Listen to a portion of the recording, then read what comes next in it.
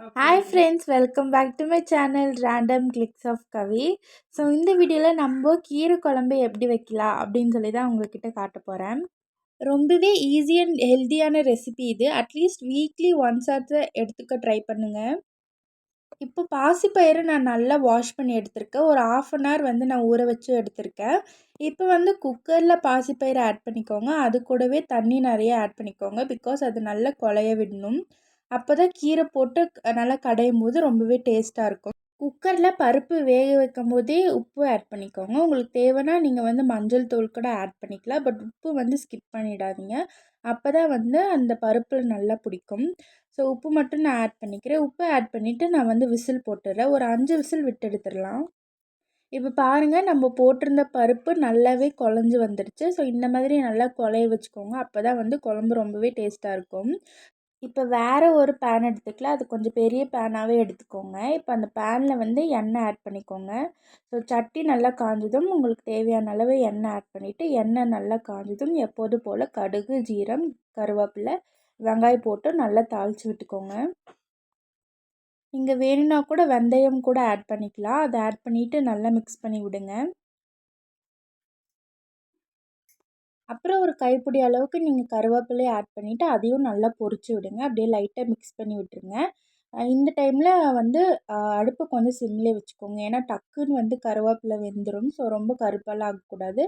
லைட்டாக ப்ரௌனிஷ் கலரில் வந்தால் போதும்.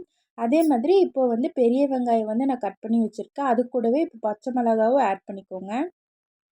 வெங்காயம் லைட்டாக ப்ரௌனிஷ் ஆகிற வரைக்கும் லைட்டாக வதங்கினா போதும். நம்ம பிரியாணிக்கு மாதிரியெல்லாம் நிறைய வந்து வதக்கணுன்ட்டுலாம் இல்லை. லைட்டாக கலர் மாதிரி வர வரைக்கும் கொஞ்சம் வதக்கிக்கோங்க. இந்த ஸ்டேஜில் நீங்கள் சால்ட்டு கூட போட்டு வதக்கிக்கலாம். பட் நான் வந்து இன்றைக்கி போடல. ஸோ நல்லா மிக்ஸ் பண்ணி விட்டுட்டே இருங்க. வெங்காயம் வந்து நல்லா வதங்கினதுக்கப்புறம் நம்ம வந்து இந்த இந்த ஸ்டேஜ் வந்தால் போதும். ஸோ இப்போ பார்த்தாலே உங்களுக்கு தெரியும். இந்த கலர் வந்ததுக்கப்புறம் நம்ம வந்து தக்காளி ஆட் பண்ணிக்கலாம். ஸோ ரொம்பவே ப்ரௌன் ஆகணுன்ட்டுலாம் இல்லை. லைட்டாக ப்ரௌன் ஆனால் போதும். ஸோ அப்படியே அது வரைக்கும் நல்லா மிக்ஸ் பண்ணி விட்டுட்டு, இப்போ வந்து நல்லா பழுத்த தக்காளியே எடுத்துக்கோங்க. அது வந்து நான் வந்து நீல வாக்கில் கட் பண்ணி வச்சுருக்கேன். ஸோ அதுவும் இது கூட ஆட் பண்ணிவிட்டு, தக்காளியோட ஜூஸ் வந்து குழம்புல வந்து இறங்குற வரைக்கும் நல்லா வதக்கி விட்டுக்கோங்க. தக்காளி வந்து சீக்கிரமாக வதங்கணுன்னா நீங்கள் வந்து உப்பு கூட போட்டு வதக்கிக்கலாம். அப்படி இல்லைனா தக்காளி வந்து தட்டி தட்டி விடலாம். ஸோ தக்காளி வந்து அப்படியே கொஞ்சம் மெலிசாக தானே இருக்கும். அது வந்து நல்லா தட்டி தட்டி இறக்குனா நமக்கு வந்து அந்த ஜூஸ் வந்து நல்லாவே இறங்கும். ஸோ இப்போ வந்து லைட்டாக உப்பு சேர்த்துக்கோங்க. ஜஸ்ட் தக்காளி வதங்குறதுக்காக தான் நம்ம வந்து இப்போது உப்பு ஆட் பண்ணியிருக்கோம். ஆட் பண்ணிவிட்டு நல்லாவே வதக்கி விடுங்க. அந்த தக்காளி வந்து அப்படியே ஒரு மாதிரி இருக்கிற இடமே தெரியக்கூடாது. அந்த மாதிரி நல்லா இப்போ பார்த்தாலே உங்களுக்கு தெரியும். ஸோ லைட்டாக அடி பிடிக்கிற மாதிரி இருந்துச்சுன்னா அப்பப்போ தண்ணி வந்து தெளித்து விட்டுருங்க. ஸோ அந்த மாதிரி தான் நல்லா வதக்கி விடுங்க. ஸோ தக்காளி இப்போ பாருங்கள் நல்லாவே வெந்துருச்சு.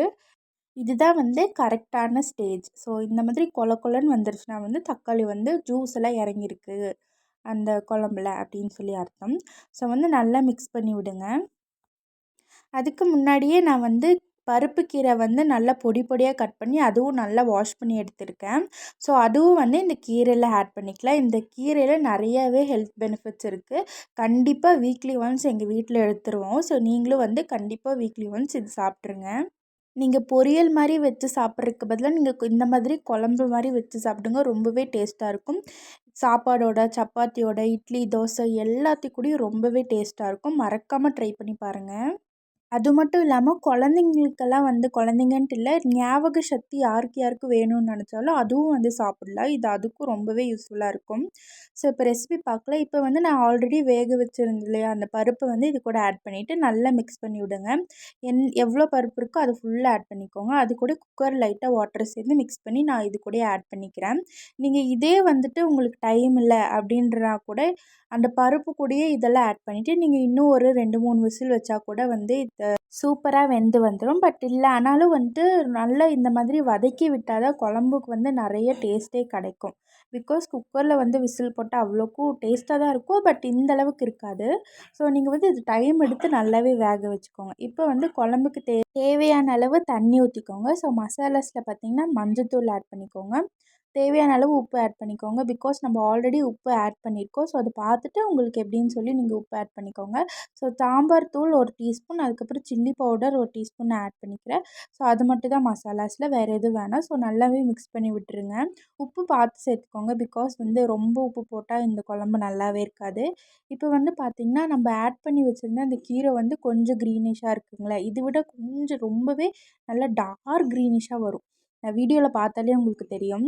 அந்த மாதிரி வர வரைக்கும் நல்லா வேக விடுங்க. அந்த கீரை வந்து இருக்கிற இடமே தெரியக்கூடாது. அந்த அளவுக்கு நல்லாவே வெந்து வரும். ஸோ இப்போ பார்த்தீங்கன்னா தெரியும். இந்த அளவுக்கு நல்லாவே க்ரீனிஷ் ஆகணும்.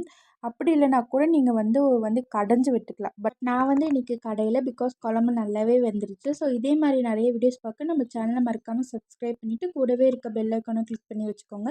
மறக்காம இந்த ரெசிபி வீட்ல ட்ரை பண்ணிட்டு எப்படி இருக்குன்னு கமெண்ட்ஸ்ல சொல்லுங்க.